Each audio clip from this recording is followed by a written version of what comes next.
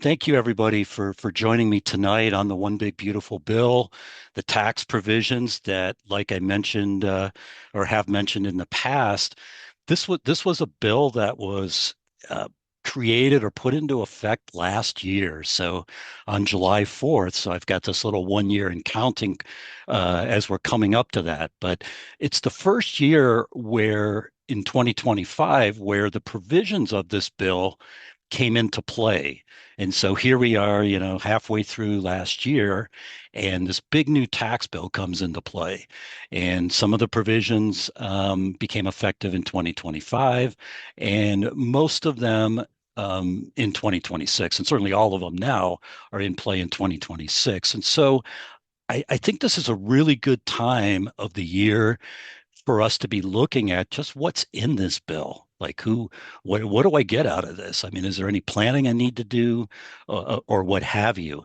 And as Kendall mentioned before I jump into this, with the disclaimer, as far as what I'm about to present is just my interpretation of the bill, what the law allows, what the IRS is going to allow, and what we can do as far as taking advantage of some of these tax credits, some of these tax deductions, and ways to do planning for this year and next year, and probably actually for a couple years if we look forward with charity and a few other things I'm going to talk about this evening.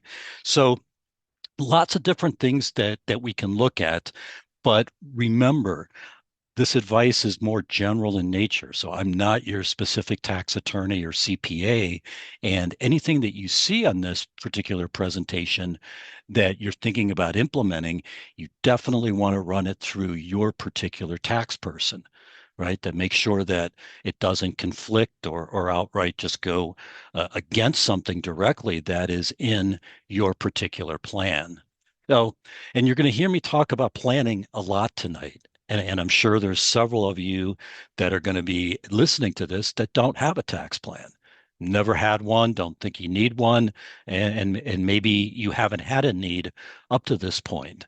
But there are so many different provisions in this bill that you need to be aware of these yourself.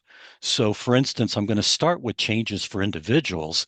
And if you're a person, let's say like my daughters who have a W-2 job, may have some investments or some dividend or interest income, but don't run a business, don't own any real estate, maybe other than a personal residence. You say, well, you don't maybe have to get into this big tax plan there because I don't have a business or I don't have rental properties or I don't have big bank accounts that I need to do something with the money tax advantageous ways. So lots of different things come into play. But here, for individuals, we still want to have an idea what we're doing with taxes. And the first thing that we're going to start with individuals is, are we going to itemize our deductions or are we going to take the standard deduction?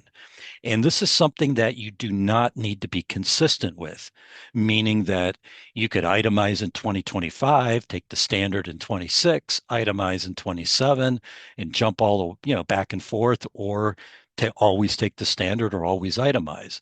It's going to be a math problem here. And basically, if your particular income goes over the standard deduction, your deductions, excuse me, go over the standard deduction, then you're going to itemize. And if they don't, you're going to take the standard deduction. So here's what I'm talking about here for this year. In 2026, so if I happen to be married and I filed jointly, when I add up all of my itemized deductions, if they're under this 32,200 number here, then I'm going to take the standard deduction. So let's say I add up all my charity, mortgage interest, maybe I rent my house, or maybe I own it free and clear. I don't have any mortgage interest, or maybe it's just a small amount.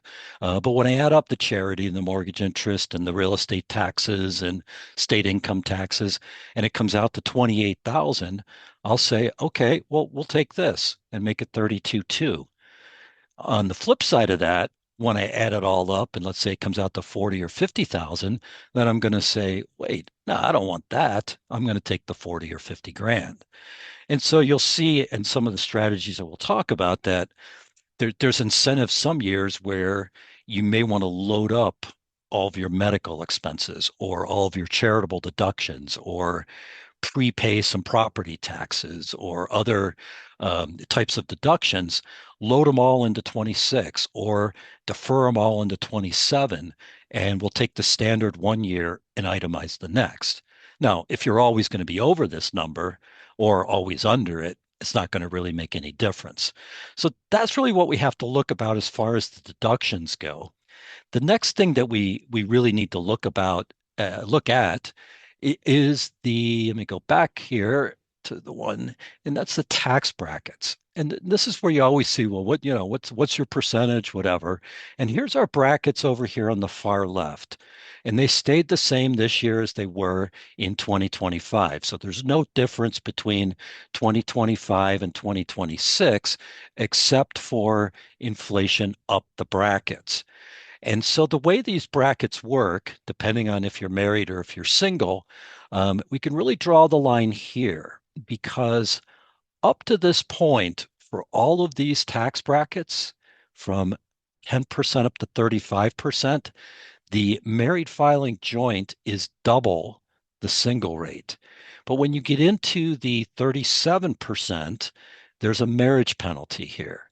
And so you could see that if I have, let's say, a couple and each of them make $500,000 a year and they're single, they'll both be in the 35% bracket, right? Because their 500,000 doesn't exceed the 640. But if they get married and combine that to $1 million, they're going to have $230,000 or so that's going to be taxed at 37%. And so they're going to pay a penalty for getting married. So this is something you always watch out for with high income couples who may or may not decide to get married based on financial reasons as opposed to more traditional reasons. But again, you can see this is where the brackets come in, and everybody pays these taxes on this amount. And so if I happen to be some great, entertainer and I'm making $100 million a year, and let's say I'm single, I'm still going to pay 10% on my first 12 grand of income, 10% up to that, 12% over that. And I'm still going to get the benefits of all of these tax brackets. It's just that when my income, the 100 million here, goes over the 640, the bulk of it is going to be taxed at 37%. So my true tax rate may be 36.5 or something because I'm getting the benefits of these other brackets as well. But this is at least tells us where we're going to be relative to the taxes in general. Now let's look at this particular chart because this is the one that I think really amazes a lot of people. This is not a typo. And these numbers here are taxable income, not adjusted gross income. So if I'm somebody that, let's say I'm making, 40, $50,000 a year and I'm single, I get the standard deduction. So I'm way under 49,450. And let's say I sell Microsoft and I sold it for 15,000 and I bought it for 5,000. I've got this $10,000 capital gain that as long as it doesn't push my income over this 49,450, or if I'm married, I can double that. No marriage penalty here, this 98.9, and it's tax free. I pay no capital gains tax on that. Now, for most of us, we're going to be in this blue band, right? This 15% rate, because when people say, well, hey, what's the capital gains rate? And I say, I don't know. It's like, well, that sounds pretty stupid that a capital or that an attorney doesn't know what the capital gains rate is. But, it could be any one of these three figures. It could be zero, it could be 15, or if you happen to be single and you make more than this 545,000, it can be 20%. And the other thing then is when we're talking about this, we're talking about traditional stocks, bonds, mutual funds, those types of assets. Some assets, and you notice this little band down here, it says it could be a little bit higher rates on certain type of assets. This has to do with like collectibles or maybe depreciation or gold or silver or real estate recapture, depreciation, whatever. We could get into 25% or 28% here as opposed to these long-term capital gains rates. And the short-term rates, so when you hold the asset a year or less, that's going to be back to the last chart. So those could go up to 37%. On top of that, there's this what we call the NIT, this NIIT, net investment tax, net investment income tax. And that's a 3.8% tax that applies on top of the 15% or the 20%. So it's possible that your rate could be 0%, it could be 15%, it could be 18.8%, or it could be 23.8%. Because once you get into this threshold, another 3.8 applies. Now, these numbers came about, I think it was about a dozen years ago, never been indexed for inflation. So numbers were not super high back in, I think it was 2013 when this was passed. Clearly not that high today. Other things with the itemized deductions, no change as far as the miscellaneous itemized deductions. So your theft loss and your tax preparation fees for individuals, all those different professional fees, all of those are gone. Cap on mortgage interest remains. Okay, so what does that mean?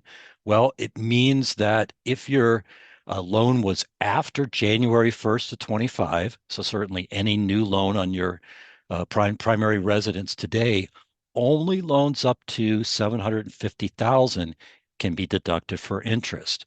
So if you go out tomorrow and get a $1.5 million loan, only half of your mortgage interest, the first 750,000, the interest on that amount of the principal is going to be tax deductible. So they did put this cap into place or leave it in place as well. The big one, though, that we were concerned about as tax professionals was this SALT deduction. So it's SALT, state and local tax. And that was previously limited to $10,000. And so we think about your state income taxes, your state real estate property taxes, whether it's your cars or whether it's your home or whatever. All of that was limited to 10 grand. And when you think about a lot of property taxes around the United States being more than 10 grand in and of themselves, or your state income taxes being more than 10 grand in and of themselves, many taxpayers were being limited with this $10,000 cap on it. Well, that amount went up to 40,000 last year, and then we get this little inflation adjustment. So for 2026, it's 40,400. So you add up your income taxes that, let's say for myself, that I pay to Colorado, my property taxes on my personal residence here, add all that up, and as long as that's under 40,400, I'm going to get 100% deduction for it. If, big if, right? There's always these little ifs in taxes. If my income is under 500 grand. And you're going to see this Maggie thing, modified adjusted gross income. So if my adjusted gross income basically is under a half million, I can take the 40,400 or up to that, whatever my number comes out to. If my income is, let's say, 600,000, then this number is going to be phased out. So it's going to start going down. Maybe it's 30,000 or 20,000 or some other number that I can take. So again, as my income goes up, this number will go down, but only if my adjusted gross income here is more than a half $500,000. So for most of us, it's not going to apply. Just be aware that there is this little possibility here of that coming into play. Okay, so if we're going to take the standard deduction, all right, we're not going to itemize our deduction. So we're married, we add them all up, they came out to 28,000, and we say, good. Okay, I'm going to be better off taking the 32,000 or whatever. Um, we can still this year allow us to take an extra charitable donation deduction. And this is pretty nice here. So if I'm single, I can deduct up to $1,000 and double that if I'm married filing a joint return. So this 2,000 comes into play and I don't have to itemize to do that. So I take the standard deduction, but I give $2,000 to the religious group that I belong to. Now I can take that on top of the standard deduction. There are a few rules that come into play though. So this is gifts only in cash. Okay, only cash contributions, donor advised funds. So these DAFs do not qualify. Okay, so if you make a $2,000 contribution into one of these funds, you have to itemize to get the deduction. Must be made to the qualified charity. Pretty easy to show. And if you give more than that, let's say I give $3,000, anything extra cannot be carried forward. Okay, so 2,000 is it. Anything over that, you just lose it unless you itemize. But there's lots of other rules that come into play for charity. And this is where you can do a whole lot of good. Excuse me there for sort of banging into the microphone here, trying to adjust the little cable here. But anyways, as far as the charity goes, um, rules that come into play because this is where a lot of our tax savings and benefits can really come in. So for 2026, we can only deduct donations that exceed 0.5% of your adjusted gross income. Okay.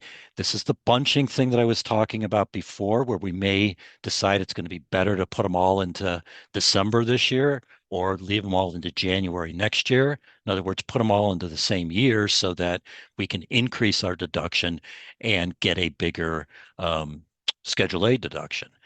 And so we may encourage this, but they also, and I'll talk about this in a slide or two, there's these qualified charitable distributions that taxpayers age 70 and a half or older can make. And these come into play real nicely because they can save you a lot of money in tax.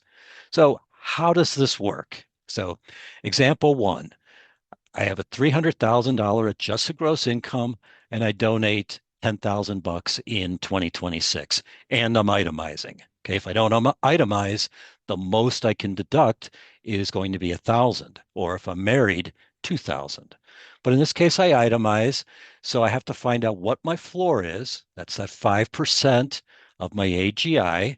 So I find out what my floor is. In this case, it's 1,500 bucks.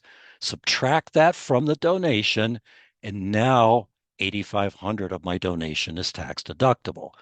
So I think you can see that, if we put all these in one year and this number here just keeps getting bigger, and then the following year we take the standard deduction, how we may be able to game the system a bit.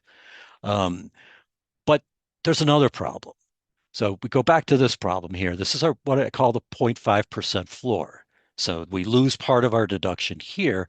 We also lose part of our deduction if we happen to be in the top bracket. So if we're in the top tax bracket, and that's why I showed you that slide at the beginning, right? So now you know kind of what the bracket is, how much money you need to make to get into that. But that's our 37%. Once you get into that bracket, your deduction cap is limited to 35%. So even though you're in a 35% bracket, the IRS is saying, well, we're only going to give you the benefits of 35%. So what does that all mean? Well, it's for people that have a little bit more income. So in this case, I made 800 grand, donated $100,000. My floor is going to be computed exactly the same. This point, whoops, can't really draw that guy there. Sorry about that. This is all scribbly here. 0.5% of the 800 grand. So there's my floor, 4,000. So now I know the most I can deduct is 96,000 because I have to subtract that off of what I really did deduct. And then with my deduction cap, I now am going to be limited. And so last year, that $100,000 deduction would have been worth a $37,000 tax savings, okay, at 37%. This year, with the floor and the 35% cap, that same deduction is only worth 33,006. So we're getting about almost a 10% drop there in the value of the deduction. So something to be aware of with these caps and with these floors because it's definitely going to come into play with a lot of different people and their tax planning as far as the charity goes, right? Now, for those age 70 and a half or more, so if you're going to be 70 and a half sometime this year, you can do what's called a qualified charitable distribution, which means that when you've got to start taking out money from your IRA, these required minimum distributions, and this number has changed with the SAFE Act, but there's still people that are under the 70 and a half or more. But whatever, if you have to take your RMDs, these required minimum distributions, there is a way that you can do that, donate the money to charity and not have to pay taxes on the RMDs. And so this is a way, obviously, IRS, let's try to encourage the charitable giving, but really a nice way to plan if you're going to do the charitable contributions anyways. So in this case, it can be done with an IRA, any type of an IRA. So traditional, Roth, inherited, simple, SEP, whatever. Any IRA can do it. Now, we wouldn't typically go with the Roth because we're not going to have required minimum distributions. But in the case of all of these other guys, we do. And so here's where our real benefit is going to be. And really what happens here is that we just basically tell the charity that, instead of me getting the money, just donate it to whatever the name of the charity is. Now, you can do this with a simple IRA or a SEP IRA only if the account is inactive. What that means is you're retired, right? That you're no longer contributing to the SEP plan or the simple plan. So no problem here with doing that. Most were going to be retired anyways, and 401k, 403b plans don't qualify for this. So, you know, what does this all mean? Well, if you're required to take minimum distributions, you can donate this year in 2026 up to $111,000. And if you're married, your spouse, who, if she or he or they also are required to take minimum distributions, they can also do that amount. So in effect, you could do 222,000 for a married couple, and you could also double this 55,000 that you could make to a CRT or to a CGA.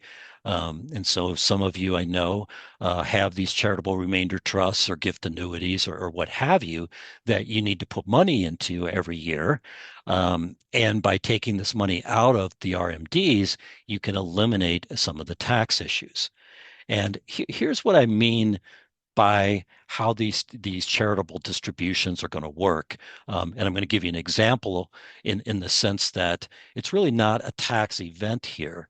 So we whatever the qualified deduction is here, it's not included is in our amount of income, and it's not tax deductible. Okay, so it's just a tax wash. But here's how it plays out in our benefit.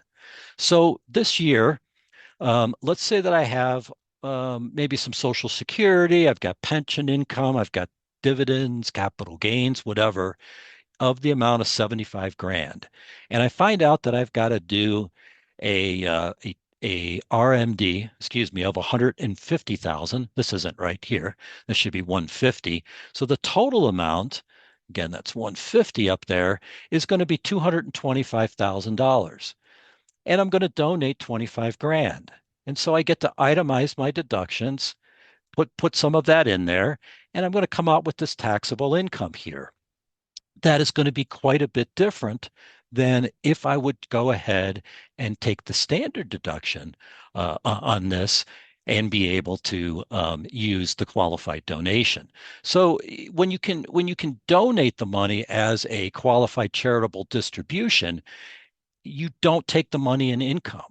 So you're never paying taxes on that, and you're never having the charitable deduction reduced by the 0.5% cap, by the 35% cap. So there's all these different things that can come in to reduce it that don't get reduced when the charity receives the funds directly. And I think that's really where the real big benefit is. Okay, Let's look now at a couple of the other really nice benefits of this one big beautiful bill. First one is automobile interest.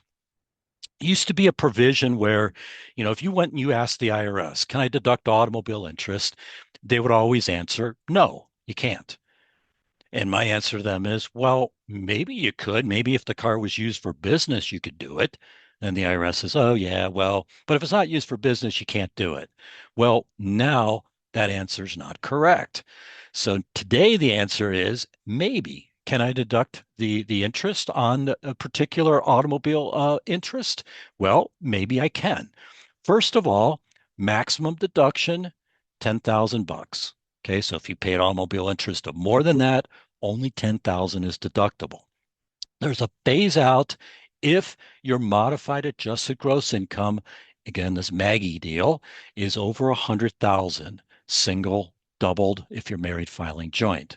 Okay, so if I make $250,000 a year, I'm going to be phased out of this. And so maybe the maximum amount I can deduct is 8,000 or 2,000, or maybe it's going to go down to zero. So that's something to be aware of, that there's this income limitation on it. There's other limitations on the vehicles themselves. First limitation, new car, U.S. manufactured passenger automobile purchased in 2025 or later. Okay, so this was a new provision that went in last year. So this is not something where the used vehicles are going to apply for this automobile interest deduction. We need to itemize it, or excuse me, we don't need to itemize it on Schedule A to claim. Okay, so this is not an itemized deduction, and the lender is going to give you the interest that you paid. So you're going to know, what that number is and be able to just look at your income and see, okay, is this number less than 10 grand? If so, I can deduct it all, assuming my income is under 100K.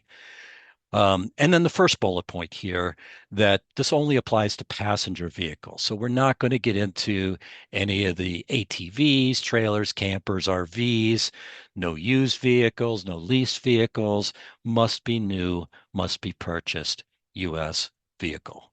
Okay. The other two big items beside this automobile interest for us individuals, okay, meaning not businesses or investors or whatever, is going to be the tips and the overtime. Let's look at the tip income first. Tip income. I think when this bill was being passed or when it was being debated, the feeling I got was if you got tip income, you weren't paying taxes on it. And that's not the case. The first part of it is going to be we've got this income limitation. Now, the good part is that many people that are in industries where there are tips may not be at the 150 or the 300,000. If you file married filing joint, you may not be at those numbers. So maybe these income phase outs really aren't going to make a big difference. And then the only other, I guess, sort of limitation here is now the deduction is limited to 25,000. So if I make my W-2 says I make 20 grand and then I've got another 100,000 of tips, and that's where all my money's being made, only 25,000 of that 100,000 is deductible. Now, certainly better than nothing. This didn't exist before. So, having this phase out at these income levels and having this maximum of 25 grand is perfectly fine as far as this didn't exist before. So we're getting something here if we're in the tip business. Now, that brings us then to, the clever business owners will say, well, that's great. I just won't pay my employees and we'll just call everything tips, right? And then that way they'll get a deduction and so will I. And, everybody goes happy except for the IRS. Like, yeah, doesn't quite work that way though. So this deduction only applies with different types of work that tipping is customary. Okay. And so, if you talk to an attorney and you say, well, I sent out a client a bill for $1,800 and they just say, well, let's just make that 2 grand and we'll tip you 200 bucks. I wish that was the case, but I have to admit in all my years, I never saw anybody do that. Right. So you don't look at, you're tipping your doctor or your lawyer or your accountant or whatever. Um, for whatever their job is. They give you the bill, you pay it, and that's what it is. But when you go into a bar or a restaurant or to go get your hair done or your nails or spa services, massage, any of those types of businesses where they are customarily tipped, okay, where you would expect that there would be a tip in this type of occupation, those types of occupations are going to be the ones that qualify for this up to $25,000 tax deduction. So really, really valuable to know who gets the benefits of this. Now, overtime as well. When I was hearing this bill being debated, it's all overtime is going to be tax free, and we're all happy about that. Well, no, that's not the case. Not all overtime is tax free. And now think about this, Social Security and Medicare taxes apply. And so when you look at your FICA, the holdings, FICA, that's Social Security. And you're paying that up to, I want to say it's 180 some thousand dollars this year of wages. So know that Social Security over time going to be taxed for Social Security and Medicare. Pay stub's going to clearly show this as far as which hours are going to be overtime and potentially tax free, and that's going to be the ones that are paid at time and a half. Now, so again, we've got these very similar phase outs as we saw on the tips, the same phase out in effect for the income, this 150 or 300 that comes into play, single or married joint. And the maximum deduction, oops, forgot a zero in there, 12,500 or again doubled if you're married filing joint. So there's a cap on the deduction and a maximum amount of income that you can do. So if you put this together, if I'm like, let's say I'm an individual here, I could potentially deduct 12,500 of overtime. Let's say my income is under 150. I'm single, so 12,500 there. I go back here. If some of that is tips, let's say 25 grand of that is tips, I could also deduct 25,000 again because my income is under the 150. So if my income is 100,000, I could deduct 25 plus the 12,500 or 37,500 right off of my taxes. And so instead of getting taxed on 100,000, I'm going to get taxed on whatever, 62,500 or something. So big, big difference as far as income taxes go for those that can maximize these tips and the OT type deductions. All right. I do like this cartoon. This was a cool one that I found. I think I've had a few of these clients that came in for sure. But all right, let's move on though. I just want to be able to get done with this. I want to be able to take a few of your questions too, so I don't want to take too much of your time here, but I'd like to get done with this, certainly within 45 minutes of starting so that we can have a reasonable amount of time for the Q&A. I don't know if you've heard about these Trump savings accounts. There's not been a whole lot published about him, even though we've got Mr. Trump's name on it. He likes to have certainly his name mentioned quite a bit, but we're not hearing a lot because I think we're going to see a lot more information as we get closer to July 4th, and that's when these accounts can start to receive contributions. Now they can be opened in early 2026. Don't know exactly what that means. Not that they're not open yet, but at some point here, presumably before July 4th, they will be open. And the federal government is basically going to seed these accounts with a grant for any children that are born in the U.S., have a social security number, between January 1st of last year and December 31st of 2028. So it sunsets in 2028, but for any kids born in 25, 6, 7, or 8 are going to get this $1,000 one-time contribution into these savings accounts. So you're automatically going to be enrolled. Okay. So you got to have that Social Security. Again, that's going to be really key there as far as the accounts. And if you happen to be, let's say you're 10 years old, so obviously not born in 25, 6, 7, or 8, we're under age 18, they're still eligible for one of these accounts, though only newborns will get the grand. Okay, so if you're 15 or 10 or whatever, you can set up the account, but government's not going to contribute anything. Now, who can contribute? Well, parents, whatever other account custodians can put in up to $5,000 annually in post-tax funds. Again, this is key, post-tax funds. So the person that makes the contribution does not get a tax deduction for it. So until we know a little more how these accounts are going to work. I'm not recommending them. Obviously, if you're going to have a child in 2026, take the $1,000, get the account set up. But I want to know exactly what the accounts can be used for, and how we're going to be taxed on everything, and what you want to use the money for. So if you want to use it for education, in college, maybe you're better off with a 529 plan or some other state-sponsored education plan as opposed to one of these accounts, especially if these accounts are going to be taxed when the money is withdrawn as ordinary income. So there may be a lot better ways that you can fund different things for your kids, but be aware that, if you're going to get the $1,000 and it's quote unquote free money, why not take it? Other things with kids as far as this year goes, we got a little bump up in the child tax credit. So if you're normally getting this child tax credit, you get a little bit more, another $200. And it's refundable pretty much everything but $500. So if you get this maximum $2,200, you can get a refund in your taxes of up to $1,700. Phase out thresholds begin. So again, this is not something that a lot of folks are going to qualify for in the sense of their income may be more than the phase out thresholds. But remember that even if let's say you're single and you make more than the 200,000, you still may qualify for something, just not necessarily the full 2,200.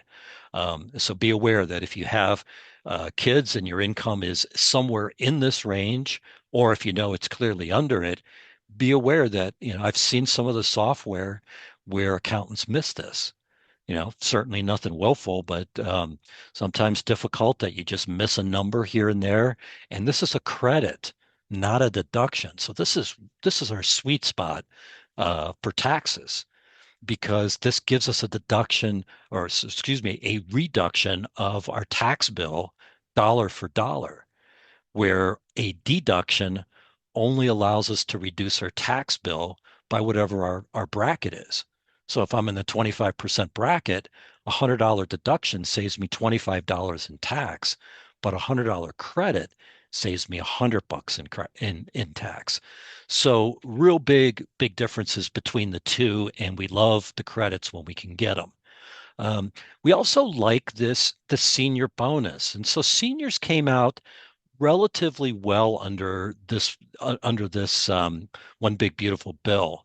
And I think the big disappointing part of it was that when the bill was going through Congress, the provision was Social Security isn't going to be taxed anymore. Come on, we worked all of our lives, we paid into this our whole life, and now we're going to take the money out and you're going to tax it? And the answer is yes, we're going to do that. And they kept everything the same. So the same, so if you were typically taxed before on Social Security, you're still going to be taxed on Social Security. But what we got was the senior bonus. So now, if we're 65 or older at the end of 2025, so even if I turn 65 on December 30th or December 31st, I qualify for this deduction of up to $6,000. And if I'm married filing joint, I can double that if my spouse also is 65 or older. So this is a real nice bonus because potentially if you have two spouses that are both 65 or older, this $12,000 amount can save you whatever, $3,000, $4,000 in tax. So don't miss the senior bonus if that applies to you. Now, I get some questions on the estate tax, and so I just want to throw this in here before I throw a couple of business provisions at you here this evening. Estate tax exclusion went up by over $1 million. So last year it was just under 14 million. Now it's up to 15 million. And so for almost everybody in the United States, pretty much anyone that passes away in 2026 is not going to owe anything on estate taxes because very few people, very small percent of the population is going to have an estate of more than 15 million.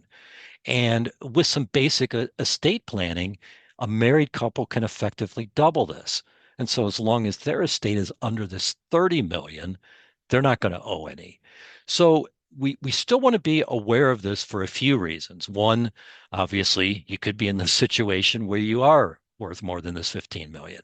Or the second possibility, and this may be more realistic for a lot of us, is what's this estate tax exclusion going to be in the year that we pass away? This is what it is this year. Well, what if you pass away in 2030 or 40 or 50 or 60? We have no idea what the tax laws are going to be. So there's still an incentive to do estate tax planning today, even if our estate is under, maybe we're half of this, maybe we're only 10% of this, but we don't know what this number is going to be in the future, and we don't know what we're going to be worth in the future as well. Gifting needs to be considered certainly by anybody that has an estate that's getting up there as far as current income tax, and then also for future estate planning. Gifting limit did not go up, so it stayed at 19,000 this year. And if we're married, our spouse can also give 19,000. So in effect, if we have, let's say we have one child, each of us could gift that child $19,000. And it doesn't have to be in cash.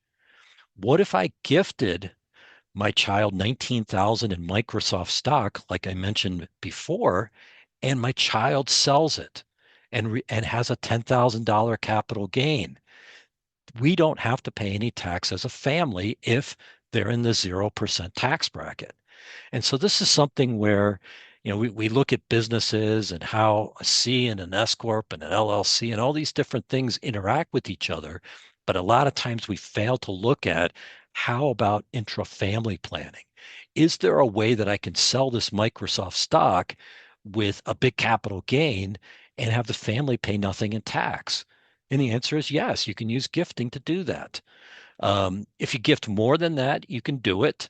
So if my wife and I gift one of my daughters 40,000, the first 38 is exempt, but we have to file a gift tax return and report that extra $2,000 of gifts. Now, I have to file that return, not the person who receives the gift. And in this case, there's no gift, there's nothing owed. So this is just an information return telling the IRS that my $15 million exclusion is now going to get reduced by the 2,000, the extra 2,000 over and above the 38. So gifting is still a really, really valuable plan as far as estate planning goes, and current income tax, capital gains planning, a lot of tax planning with the gifting. I want to talk also real quick about the HSAs, health savings accounts, because these are the plans that I really, really love as far as the tax benefits go. So these are for high deductible type of plans, which a lot of plans qualify. The deductible amounts this year are going to be this 4,400 or this 8,750. And if we happen to be 55 or older, so not 65 this time, but 55 or older, we can bump these numbers up by $1,000. So it could be up to the 5,400 or 80 or 9,750. Now, why do I like these plans so much? Well, first of all, you make the contribution to it. So if we go back to this prior slide here, and it shows that I can contribute, let's say 8750. So I make that 8750 contribution. This gets a tax deduction. Okay, so my taxes this year are reduced by whatever the tax is on that 8750. Now, that 8750 is invested. So let's say it's invested in a S&P 500 fund and that grows at 10% a year. And I never take anything out. Okay, so I don't take anything out for medical expenses or whatever, even though I could. But now it's growing all these years, right? All these years tax free. And now when I take it out, it's potentially tax free as long as it comes out for the H part, okay, for health, right? So so I put the 8,000 in, 5,000, whatever the number is, I get a deduction. That 8,000 grows to 50,000 over all these years. I never pay tax on the 42,000 of growth.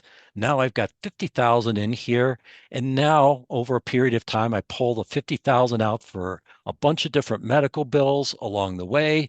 And as long as it's there for the qualified medical expenses, this is not taxable to me. So it's triple tax advantageous. And I strongly encourage everybody, if you don't know anything about these HSA animals, that you go out there and just research them. Just do a basic Google search on them, just so you can see what they do. And all the big companies will allow you to set one of these up. So for instance, I have mine through Fidelity. You can do them through any of the brokerage accounts. There's a lot of investment vehicles. So look into it because really, really tax favored.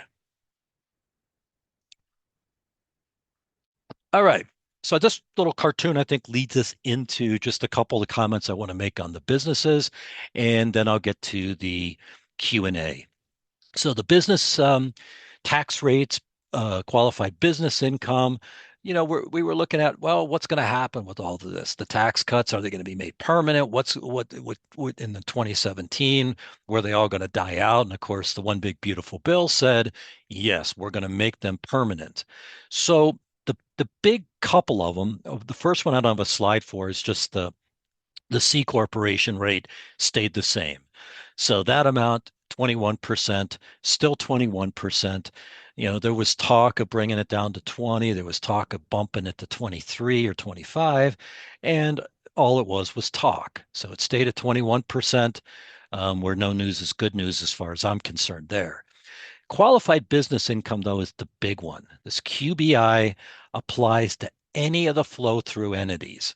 So as long as it's not a C corp, QBI, this what us tax geeks call Section 199A, comes into play.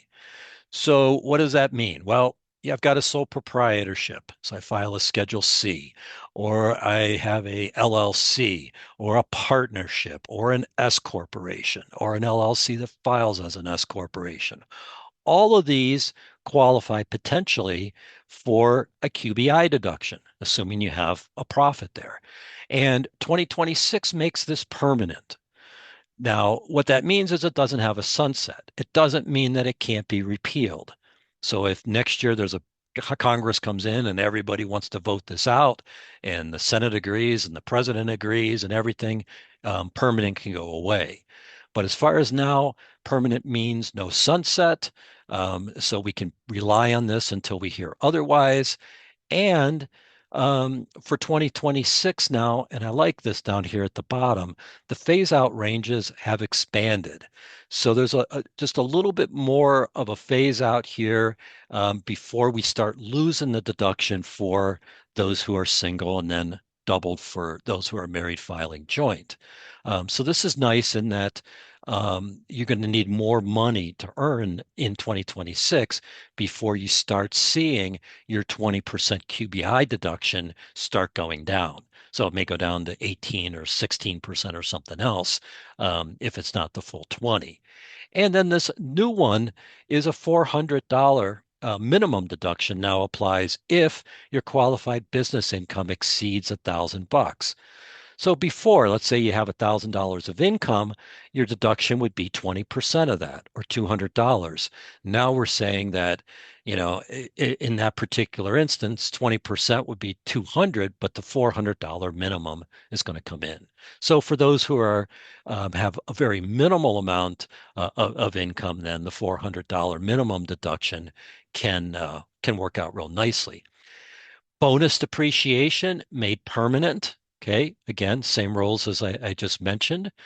But pretty much if you purchase anything in 2025, at least somewhat after the first 19 days or so of last year, anything in 2026, 100% bonus depreciation applies. So if you bought a $5,000 computer system, you could deduct $5,000 in 2026. And so this little chart down here with this bonus depreciation phase out, this was going to be what the law was going to be. And so we're going to see that go really start taking effect. Didn't come into play. So 100% bonus depreciation along with the expensing limitations of Section 179. And there's reasons why people may want to use Section 179 instead of the bonus depreciation. Certainly, if you want to have a big business loss, you have to use the bonus depreciation. But maybe you don't want to depreciate the whole amount, or maybe you want to opt for ordinary depreciation because you think the income is going to be higher in future years. So there's different ways that you can look at bonus depreciation versus Section 179 versus just regular depreciation and taking it over 5 or 7 or 10 years or whatever it happens to be. I think the main point here is that you don't have to be this tax nerd. You do have to realize, though, that there's choices here and that you don't necessarily always want to say, well, I'm going to take 179, or I'm going to, I'm way under that. I didn't buy $4 million worth of equipment, or I'm going to take the bonus, or I'm just going to depreciate it. You may want to do, bonus depreciation for the computer, and maybe you do straight line depreciation for the vehicle or Section 179 for the SUV. Um, a lot of different things that you can look at as far as depreciation. And I know it's kind of a, real technical topic, but there's a lot of money that you can save depending on how you decide that you want to play the depreciation game. And and that gets me to my final slide here, keeping this at about 1 hour, a little bit less than that. Um, but I would start this every year. Tax planning is key, and I said this in 2022 or 2015 or something. It's always key. If you don't have a tax plan in 2026, how are you going to take advantage of any of this? And the second part of this is how are you going to be ready to implement changes? All of these tax laws that we haven't seen audits go through, so we don't have any tax court cases yet on how the court's going to interpret any of this stuff. We haven't seen a lot of regulations from the IRS or revenue rulings or anything that's going to give us guidance. And so these are going to start coming out. And what happens if in August there's a big thing that comes out that says you can do A, B, C, but you got to do something, right? You have to make an election or you have to fund an account or do something here, and you don't know about it because you don't have a plan and you don't have a way to implement your plan and changes to the plan. So, having a presentation like this tonight, I think is great in the sense that it provides you with some thoughts and strategies, but it's not going to take the place of having some sort of what I call a trusted tax advisor. It's not necessarily a CPA or a tax attorney. It can be an enrolled agent. It can be an accountant. It can be somebody who specializes in the taxes, but have that person on your team. Have the person who you're working with understand the state that you're living in. You must understand state taxes. And it's not just, oh, you live in California, you live in New York, you live in Illinois, you got high taxes. No, it's like there's 43 states that have income taxes. Every state, all 50 states have some sort of taxation system. And so you need to be aware that maybe the feds give you something and the state takes it away, or the feds take it away, but a state gives it to you. So if you're going to be working with somebody, let's say you're like me and you need tax advice in Colorado, make sure that that person is aware that there are Colorado income taxes and they're important. It's 4.6%. It's a lot of money. Um, And then, of course, the final couple points, and some of the provisions do have these sunset dates, so not all of them are permanent. Some expire at the end of 28, 29, or whatever. And the bunching rules. Consider this timing issue here between 26 and 27, not only on the Schedule A, but on the businesses. Maybe on your C Corp, maybe you want to defer income into 27, or maybe you want to accelerate expenses or accelerate income into 26. I don't know what that situation is, but you have a chance to do the planning. And if you don't have that plan, you're not going to be able to take advantage of that chance. And that's where you're going to end up losing the game. And so that's where I'd like to end this particular presentation. Little quote here from William Buckley here. Anyone that uses the word fair in connection with tax policies, please don't ask me a question of, how is that fair on the Q&A portion? Because it's not going to be fair. As I think Kendall's aware of, as Don's been aware of, we're all aware, income taxes aren't fair. They're not supposed to be. But anyways, thank you everybody for paying attention, for listening here on this presentation. And I'm going to turn it back to Kendall now, who I see on my screen, Hey, Scott. and we can get back to. I think we probably have a couple Q&A questions here, but keep it kind of limited to whatever we discussed here this evening, and kind of take it from there. Thank you, Scott, so much. We really appreciate it. You know what?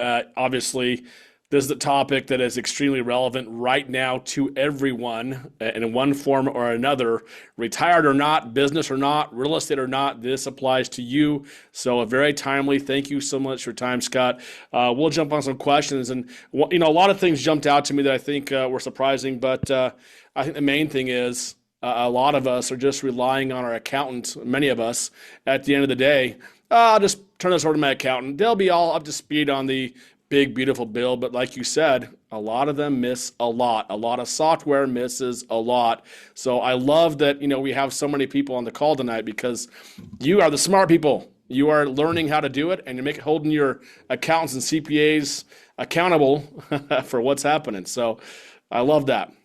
Yeah, let me comment on that because I think that's super, super important. I had a conference call last week with a client and we had to get their CPA on the call. And I had to do that call at 8 o'clock Mountain Time. And this accountant was in Chicago. That's 9 o'clock there. And why do we do it so late? Well, I forget because I'm not doing tax returns, but it's tax season. When I was doing tax returns, I could be doing 500 tax returns. And what are the odds that I did 500 perfect tax returns? Right? It's just not going to happen. I do my best. I tried as hard as I could. But I made a few mistakes, right? And so will your CPA, and so will your tax attorney. And the reality is that yeah, you can give them all the stuff, but you gotta know what to give them. That's so critical. The smartest people I know, smartest investors that have done very well in business, like Aaron Adams, for example, right? We both know Aaron Adams. A lot of you know Aaron Adams. The guy knows his tax stuff very well. The guy's on top of it. So why? Because obviously it matters to him and matters to his business. So absolutely. Scott, and I will say this, I know we don't have a ton of time for questions, so we'll keep it, we'll go through as quick as we can, guys. I know we can't get to all of them, but again, this is why we invite you to attend the 3-day Asset Protection Summit coming up again Monday, 9th, 10th, and 11th, mainly because we do have several attorneys and accountants that will be on there answering your questions specifically. So I'm just going to give that caveat. If we can't get to it tonight, another good plug for the Asset Protection Summit. Love to have you guys on. Scott, are you good if we take, if I read them to you and we go through them that way? Is that okay? Or can you see them? Yeah, yeah, no, that's good either way. Yeah, let's go for about 15 minutes here, and I like your idea there. The 3-day events are like so perfect for people to not only to get the information, maybe get it from a different perspective, but to be able to throw a question out there. Hey man, can I deduct? Can I do this? Can I deduct that? What's the answer to this? And get your answers in real time. Because we're going to do 15 minutes here, but my guess is we got a lot more than 15 minutes of questions. Oh yeah, and I just put the actual link to register in the chat screen, guys, so you can click that and you're good to go. Do you want to read them, Scott, or do you want me to read them to you? What's easier for you? I can't see them right now, so go Okay, right I ahead got and them. yep. Let's go. I just want to make sure you're good. All right. So Simone asked, was the penalty for getting married under the Big Beautiful Bill a layover from previous policies? Yes, yes, it was. It was. They've had that for so long, and I mean, the last 25 years minimum has been in there. So yes, it has. Not that's not something new. Okay. Jeff asked, I heard somewhere that there is a way to deduct charitable contributions without having to itemize. Is that true? If so, please discuss. Yep, and that was the slide I had where we had the $1,000 and $2,000. So that's brand new. That did not exist before the One Big Beautiful Bill. Yeah, interesting. Okay. I think, yeah, same question there. Okay. $2,000 deduction starts only in 2026. That's correct. Uh-huh. Okay, that's Mhm. nice. A bonus there. Yep. Okay. Can charitable receivers be children for their college tuition? No, they're going to have to be the basic, 501c3 charities. So, your idea of what a charity is and the IRS's idea of what a charity is are two different things. And Kendall and I know our kids are charities, but the IRS says they're not. So Oh, we're yeah. we're aware of that. But again, that's a good point there because you're thinking outside the box, right? What about if? Can I do this? These are the questions you need to be asking. I should go build a college, make it a charity, then. No, I don't know. Okay. Out Right. thinking Right. outside the box, guys. That's But great. it is. It is. That's what you should be doing all the time here. How can I I get love it. around this? I love it. Okay, Tom, what if any tax is due when annuity owner passes and had both charities and individuals as beneficiaries? Oh, that's a tough question. So you'd have to look at the type of the annuity and the plan and how much of it was life insurance and how much of it was return on principal. But the good thing about those annuities, I mean, obviously you need to do some planning. You can contact the company or the agent, the broker, whatever that put it out, and get that information. So you could say that if this annuity paid out on July 1st of 2026, what would it pay out and what would the tax ramifications be? In other words, how much is taxable? How much is return of principal or capital that is not taxable? So again, that's one where you can do some planning before you decide, oh, I'm just going to take it out now or I'm just going to leave it in. Yeah, and pay attention to the details because a lot of them say there's no tax. A lot of advisors say there's no tax on this, no tax on that, when it really isn't the case. It may be one tax or another or not, but you got to pay attention to the details for sure.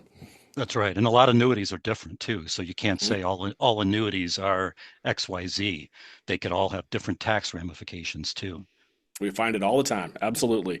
Okay, Daisy says you can apply for your Trump accounts with a 2025 income tax return. That's kind of neat. That may be an option. I'm not seeing that anywhere yet, but that's great. That's good to know. Yeah, because I was looking to see how you applied. I haven't noticed that come up on any of the returns that I filed for myself and my family, but we have not had any newborns either. So that may be why. Maybe if there was, like if I said, we have a newborn here, that there would have been something that popped up on my software that alerted me to the Trump accounts. But that's really good information. So anybody that has a child that's born, in 25, 26, let's look at that. Let's get those accounts established because even if it's funded with quote unquote only $1,000, it's $1,000 more than you would have had. Absolutely. Yeah, the intent's there. I love that. Hmm. Okay.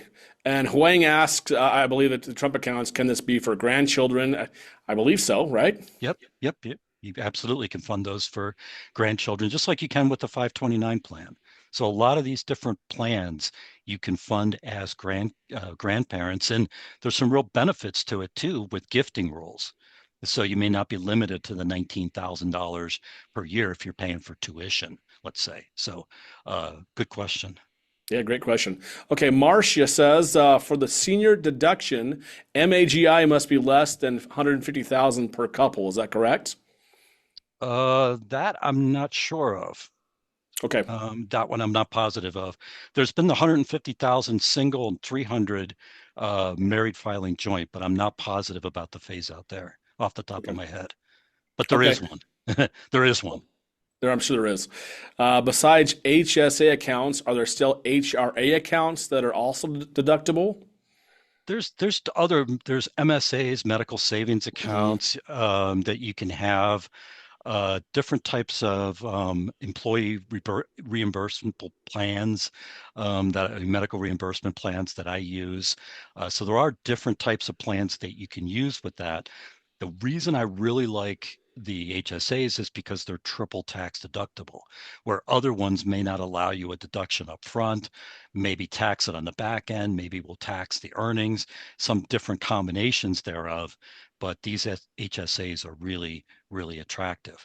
Downside, I guess, is you can only put in the $8,000 a year. So, some of the medical reimbursement plans will allow a much bigger contribution amount. Interesting. Okay. Tom asked a question. This may be a kind of a loaded question, but what is the best way to provide an endowment in perpetuity to a charity to maximize tax deductions in the year of the gift? And normally, when you're going to go into that, you're going to get into the CRTs, the Yeah. charitable remainder trust. I'm trying to remember like all the acronyms, charitable Family remainder foundations. Yeah. annuity trusts, right? So you get into all these like GRATs and CRUTs and CRTs. Then you get into, like you just mentioned, you get into the family foundations. And usually the very wealthy will have combos of all of that because the foundation itself may only allow you a 30% tax deduction in the year you make the contribution, whereas some of the CRTs will allow bigger ones, but then there's different ways the assets can be used upon your passing. And so I think if you're looking at those particular options, you really need to find somebody that absolutely specializes in this because Yeah. there's so many different vehicles that you can use, mainly depending on two things. One, the amount of money that you have that you want to put at play, and two, what are your goals? What sort of charity goals do you have? How, do you want this to benefit your family during your life? Lots of different things that you can look at on those fronts. Yeah, it's kind of cool. Yeah, I love those. Yeah. That's actually a really cool strategy.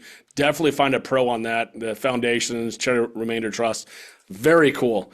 Mhm. Okay, Eric's asking a little more detail about Social Security. We talked about how there's potentially no tax, but there is a tax. But is there any way to mention how the tax is phased out or in or out? I guess. Yeah, good question because I don't think I was super clear on that one.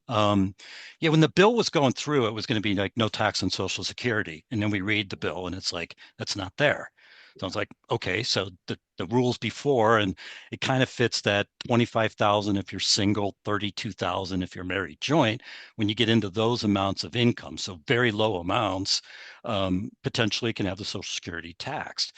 So then we look at and say, okay, but if you're age 65 or older, which most people that receive Social Security that is not SSDI or something, is not disability type income, are going to be 65 or over. Those people get a $6,000 deduction. So instead of having all of our Social Security, not taxed, in effect, $6,000 of our Social Security is not taxed. And if our spouse is in the same boat, then as a couple, we get 12,000 of Social Security, not taxed. Interesting. It's fascinating. Yeah. There's so much to know, and it is detailed. Wow, so much detail. Natal's asking a great question. Says we have two kids, one dependent with some summer earnings, and the other is not. If my spouse and I gift our child 38,000 in stock, does my dependent child need to pay taxes? If the dependent child doesn't sell the stock, no. Okay. Hmm. So mom and dad each bundle up 19 grand of stock, throw that 38,000 into an account for child number one. And child number one just lets that account go, right? Doesn't do anything with the account. As long as it doesn't devolve any income, no dividends, capital gains or anything, no income tax is owed on the gift itself. And can they put that gift into a Roth IRA account? Sure, they absolutely could on that, but then you're limited to how much you can contribute every year. So in that case, let's say that the first child made $3,000 this year, you could contribute $3,000 into a Roth. or up to the maximum. Let's say they made 20,000, then you can contribute the maximum, whatever that $7,000, $8,000. 7,000. Yeah. Yeah, yeah, whatever that happens to be, and that changes every year.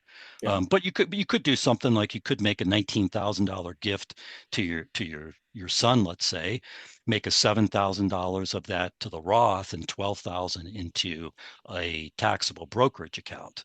Either way, the son doesn't owe tax on the 19 grand. You don't have to file a gift tax return, and nobody pays any income taxes until the stock is sold or until dividends are received or income, is somehow earned.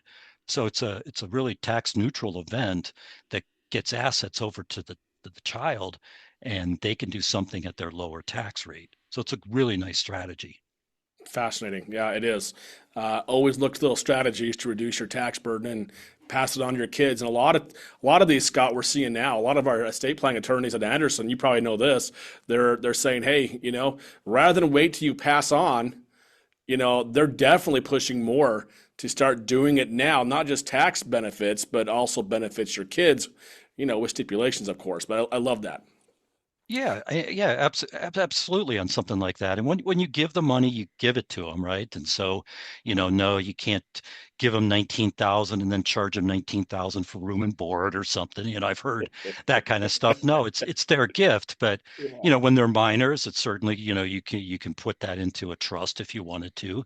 Any sort of Uniform to Give to Minors Act sort of accounts. I mean, there's all sorts of different types of accounts that you can set up. You can even set it up for education so that, that you're actually gifting them money and then they're saving the money for their college education or maybe to buy that first car or something else. So, I mean, so many different things you can do with it. And I think people now are only starting to think about this. Maybe in the last 5 or 10 years, I've noticed it a lot more where gifting needs to be done as a part of our estate plan ongoing and not just, oh, I'm 80, 85 years old and I may not live much longer.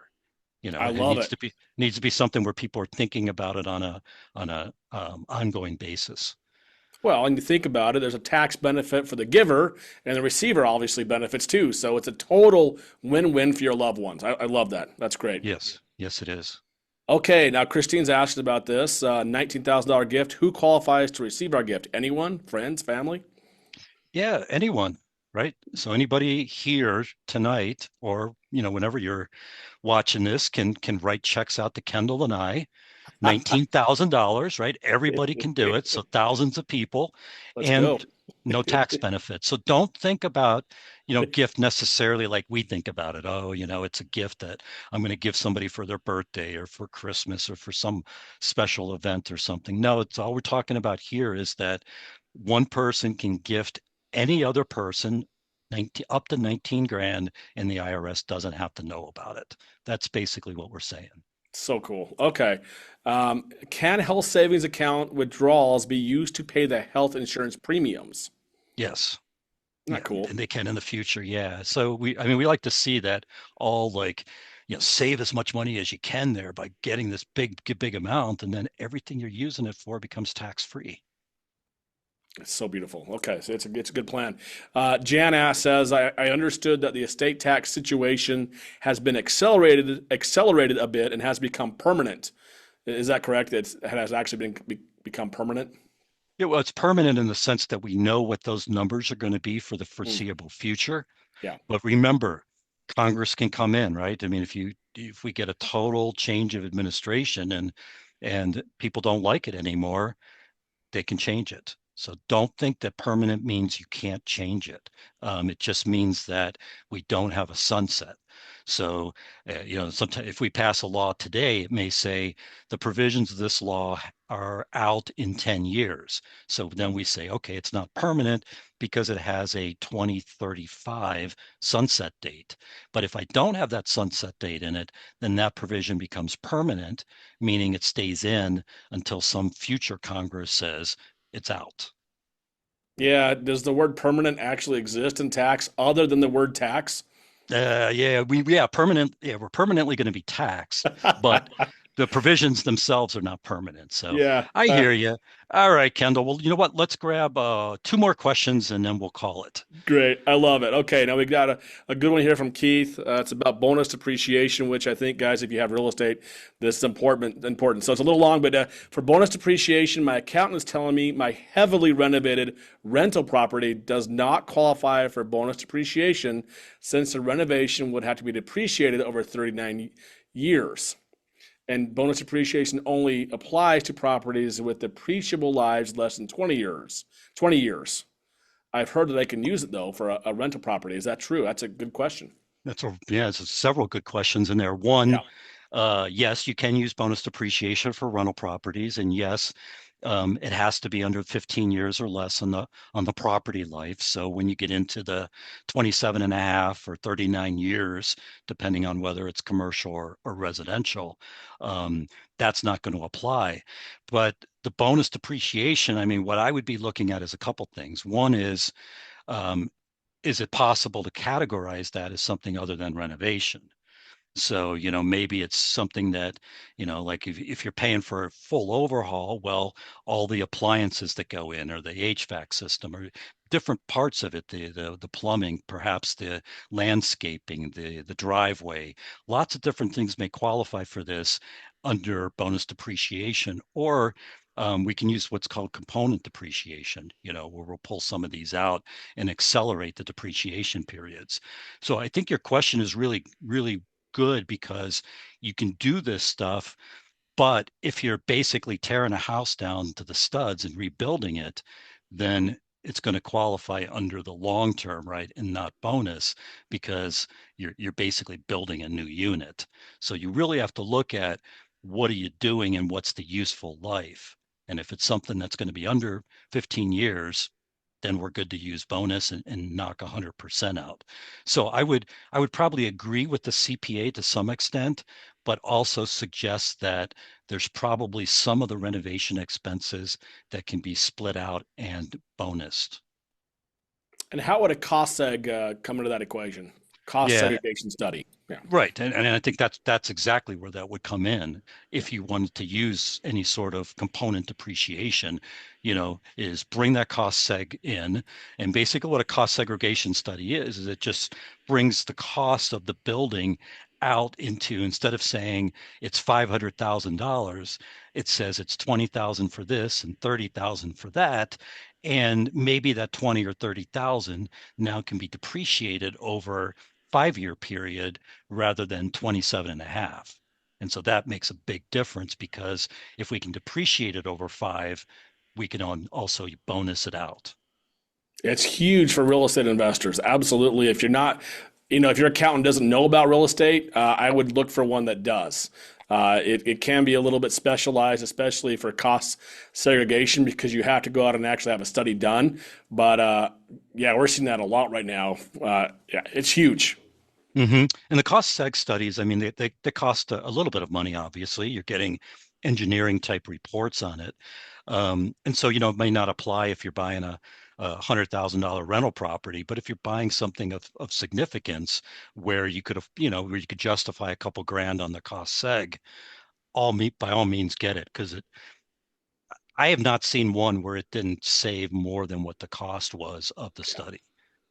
And most good companies that do cost studies will make sure and take that into the equation, obviously. So yeah, it's got to make sense. hmm Uh, Very cool, Scott. I learned a ton tonight. Again, guys, this is where the rubber hits the road for you personally, for your businesses, to saving money. I always go back to what we hear from our good friend Dr. William Danko. He's the co-author of The Millionaire Next Door. He always says those in his study who were the wealthiest of all, the actual millionaire next door, the thing they did different by far the most was they learned more or spent more time learning about tax reduction strategies. So here we go. They're here, Scott. This is where it's at. They are. And thank you, Kendall, for giving me an opportunity to present this tonight. And Thank again, you. thank you everybody for listening.